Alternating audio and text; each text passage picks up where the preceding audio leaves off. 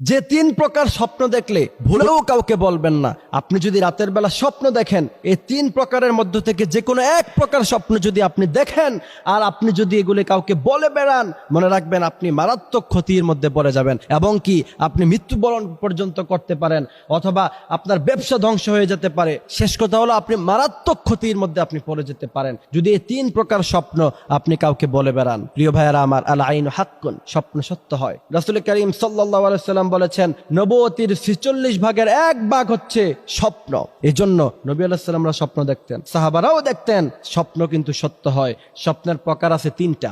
এক প্রকার স্বপ্ন হচ্ছে আল্লাহ সুবহানাহু ওয়া তাআলা মানুষকে দেখায়, সেগুলি আপনি আলেম ওলামাদের কাছে যাবেন, যে কোনো স্বপ্নই দেখেন, খারাপ দেখেন অথবা ভালো দেখেন, ভালো আলেম, ভালো বুজুর্গ, ভালো ইমাম, তাদের কাছে শেয়ার করবেন, বন্ধু বান্ধবদের কাছে শেয়ার করবেন না। তবে সেক্ষেত্রে বিশেষ করে এই 3 প্রকারের স্বপ্ন যদি দেখেন, ভুলেও কারোর সাথে শেয়ার করবেন না।